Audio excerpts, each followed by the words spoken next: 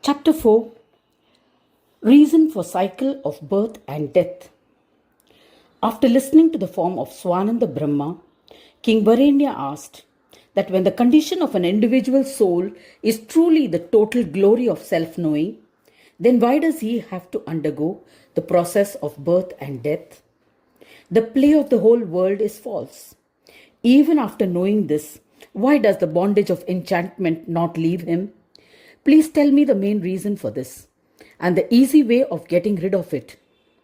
Listening to King Varenya's prayer, Shri Gajanan Prabhu begins his reply.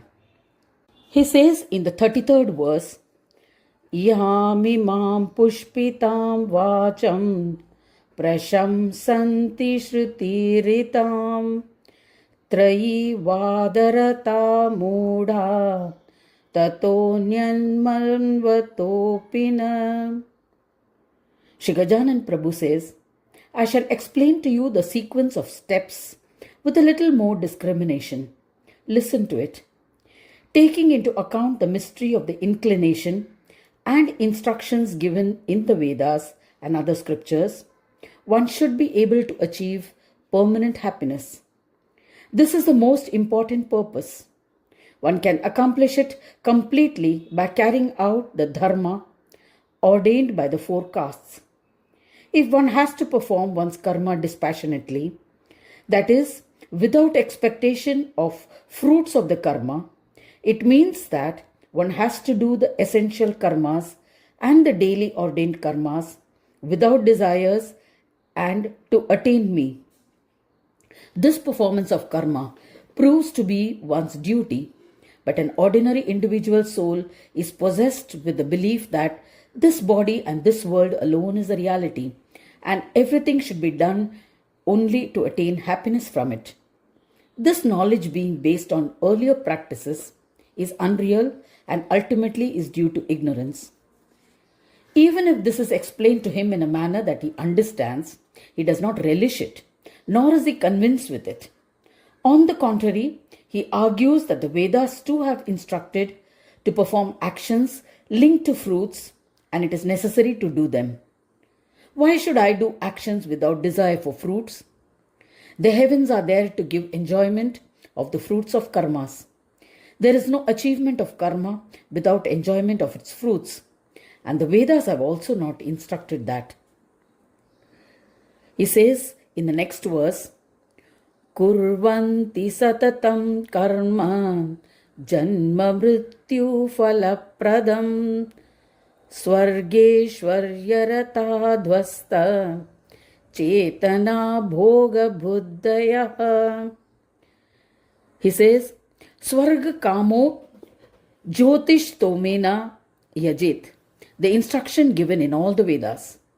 Whatever the karma may be good or bad, its fruits are predetermined and they should be enjoyed. Then what is the karma without desire for its fruits? And how can it be so? If we say, let us not do any work, then it sounds like defilement.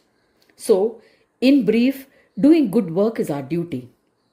We should study the Vedas, do appropriate actions with desire, and enjoy the fruits of one's actions. These three rules of the Vedas are well known. Not knowing the secret of the Vedas, those who show the above mentioned tendencies and arguments do not know the roots or importance of the desireless actions. Therefore, it does not strike them at all. People with such fixed thinking keep doing karmas all the time, holding on to the process mentioned in the scriptures without breaching any of its rules. They keep doing everything with great earnestness, and they do enjoy the fruits of their actions. But the moment they finish enjoying those fruits, they once again take birth on this earth. This cycle of birth and death keeps going on endlessly. In this wheel of life, one gets entangled due to a special delusion. The Vedas speak of different types of karmas and then indicate the fruits derived from each of them. To imprint the importance of that karma or its ability to grant merits or sins, the enjoyment of fruits in the form of happiness is not limited to bodily pleasures alone, but also to destroy the ignorance that an individual soul is born with, and then to show the path towards permanent happiness. Thus, the essence of the fruits of actions is that of bestowing knowledge before being a destroyer of sins, and not merely to understand the indications of the fruits for actions. The meaning of the verse Pushpitam Vani is the enjoyment of actions with desire, which is indicated by Pushpe, meaning flowering. Their result is permanent happiness in the form of fruits of knowledge becoming visible, which is indicative of knowing through discrimination. This becomes discretion. Therefore, those who are discriminative in their actions have often been called fools. This thought is elaborated later in this book. In the absence of knowledge that the body is different from the soul, the belief in the intelligence of the body becomes firmly established. That is why, after listening to the enjoyments of the fruits of actions available in the heavens, the mind becomes deluded. And with greed for more and more enjoyments, an ordinary individual soul's inclinations are towards karmas with desires. After enjoying all things, the return to earth for suffering of sorrows is predetermined. Even after understanding this, it is ignored. In conclusion, sacrificing the Chintamani established in the mental vital consciousness substance, the individual soul that has become ignorant still thinks of enjoying the heavens. This is the illusion of Prabhu's Maya itself. Still surrendering to Maya or not is within the control of the individual soul. But for that he has to be vigilant at all times in his thinking. This has often been found to be deficient in man. He goes on to explain the state of the deluded mind in the following verse number 35. Sampadayanti te bhupa swatmana nija bandhanam samsara chakram yunjanti jada karma paranaraha. Shri Gajanan Prabhu says to King Varenya, what is the condition of the individual soul who has fallen into the clutches of action done out of desire? Listen to that now. Then you will be able to know the importance of desireless actions and their nature. The individual soul that has become the victim of the tendency for enjoyment keeps doing actions with desires for the sake of enjoyment and leads his life based on destiny. But in that process, due to enslavement to changes that happen at every step, contrary actions automatically take place through him. In other words, they are forced to enjoy or suffer the fruits of actions. In this manner, he gets caught up in the cycle of birth and death. Therefore, we ourselves are responsible for our bondage, and we continue to repeatedly face the same situations in life. How does one find a way out? This is what discrimination is all about, which he explains hereafter. After listening to the joys of the heavens, the mind which has drowned itself in those joys begins to develop a taste for it. But the experience doesn't remain forever. On the contrary, he has to experience sorrow. Then the discriminative intellect develops disgust. How did that happen? He says, let's say that a person with his own strength, intellect and knowledge engages in actions with desire and after death goes to heaven. The heavens are filled with an infinite variety of avenues for enjoyment. Their numbers are too many, but the actions required to gain them can however be done only in the Mrityu-loka, that is the earth. The heavens are only for the enjoyment of the fruits of those actions, which is why it is called the abode of enjoyment. Its seeker has to do the actions on earth itself. That is the reason why the earth is also called the karma bhumi. Thus, one has to do the actions with desire here, and when that individual soul goes to heaven, it cannot perform any action there.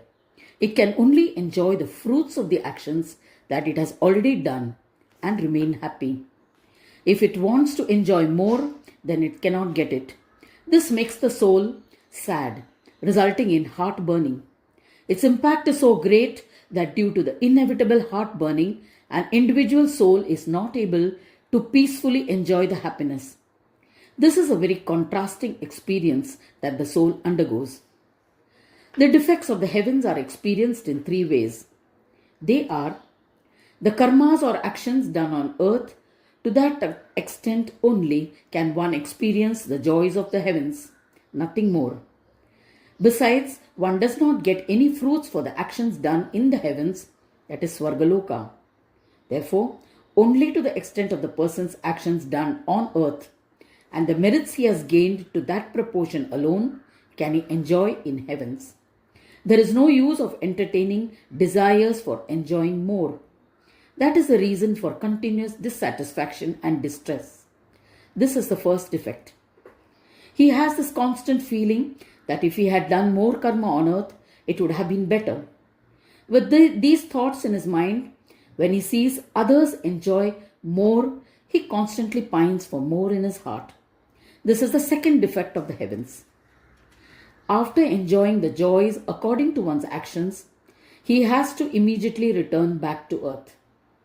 During his stay in heaven, one would have made many friends who are very loving as well. But the moment the time comes to return from heaven to earth, no one shows even the slightest of love. And even if they had loved, they immediately leave that aside. Even though we may say that we shall remain there without touching any of the things of joy, no one is ready to listen. It feels extremely sad in such situations. This is another defect. There may be many others who have earned a lot of merits and continue to enjoy various things in heaven. The sight is visibly disturbing. In defiance of oneself, he starts worrying that very few enjoyments have come his way, and this starts burning his heart. This is the third defect of Svargaloka. There is no use of simply worrying, as it does not bring any joy whatsoever. Knowing this also does not stop him from worrying. That is the very character of heaven. In brief, the worried individual soul continues to burn with these tiresome thoughts. As a result, he does not even truly enjoy all that he is experiencing. Such is the sorrowful experience that he undergoes. So, the worrying thought is only to the extent of our karmas, will be the joys that we can experience. There is no facility for doing anything more. This worry and the resultant heart burning that one has to undergo are the three defects of the heavens that have to be understood. Therefore, even though the Vedas have instructed to do good karmas, their main intention was to remove the tendency towards material enjoyments and develop a yearning for knowledge of liberation in the subtle body of the individual soul. This is the main message given in the 33rd verse. A seeker who is proud of his karmas fills his sack with a load of karmas and remains caught in the bondage of birth and death. Therefore, they are still gross or ignorant. Doing actions with desires and earning a lot of merits, a seeker goes to heaven and enjoys all things there. After enjoying all fruits of his actions, he once again takes birth on earth. He then becomes humble and meek like an ordinary soul. Since the soul's tendency for bodily enjoyments, as per his past impressions, being still very strong, he continues his efforts for bodily pleasures. At that time, the question as to whether he will do actions with desire or bad actions is not definite.